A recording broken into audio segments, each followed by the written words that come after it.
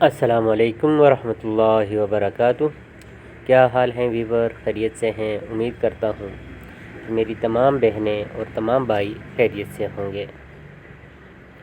آج کی ویڈیو میں آپ کے لیے لے کر آیا ہوں ایک بہترین وظیفہ، شادی کے لیے بہت بہترین وظیفہ۔ شادی کے لیے وظیفے کے لیے میں نے پہلے بھی ایک ویڈیو بنائی ہے، لیکن یہ بھی بہت اہم وظیفہ ہے۔ یہ وظیفہ تھوڑا سا مشکل ہے، لیکن انشاءاللہ العزیز کئی بندوں نے اس پر عمل کر کے مجھے بتایا بھی ہے کہ بہت بہترین وظیفہ ہے۔ اس کے بعد ہمارا کام بہت جلدی ہوا ہے، اور یہ ہے انشاءاللہ مجرب عمل ہے، آپ کریں گے۔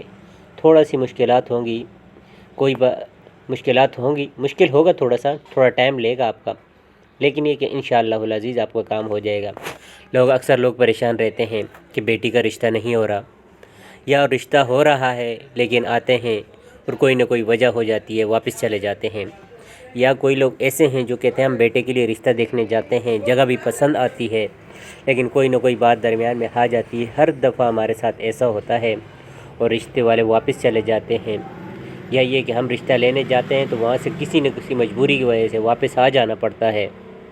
تو ان بندوں کے لیے، ان بھائیوں بہنوں کے لیے بہت ہی بہترین وظیفہ ہے۔ تو خاص طور پہ وہ لڑکا وہ لڑکی خود کریں تو بہت ہی بہترین ہے، لیکن یہ کہ اگر گھر والوں میں سے بھی کوئی کرے تو انشاءاللہ العزیز بہت بہترین ہو جائے گا۔ تو وظیفہ کیا ہے اور وظیفے کا طریقہ کیا ہے؟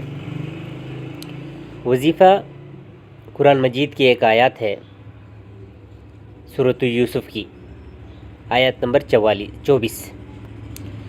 تو طریقہ، آپ عشاء کی نماز پڑھیں، اور عشاء کی نماز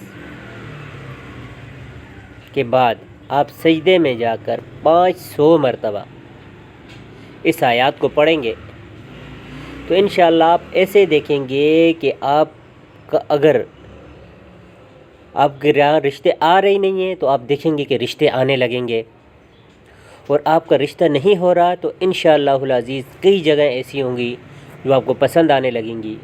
پھر اس کے بعد کیا کرنا ہے کہ بہت سارے رشتے آ جائیں تو آپ استخارہ کریں۔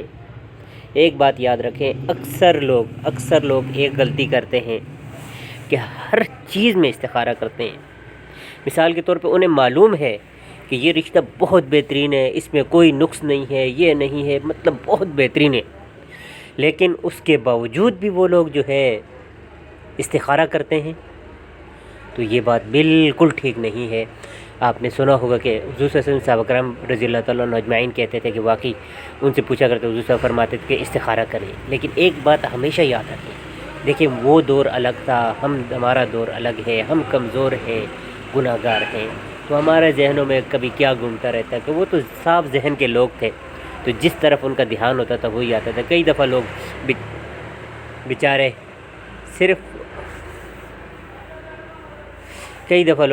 صرف اور صرف اس وجہ سے رشتے سے ہاتھ دھو بیٹھتے ہیں کہ وہ ان کو پتہ ہوتا ہے یہ رشتہ بہترین ہے، لیکن اس کے باوجود استخارہ کرتے ہیں اور اپنے ذہنی شیطانی خیالات کی وجہ سے اس رشتے کو چھوڑ دیتے ہیں۔ تو خدا را ایسا نہ کریں۔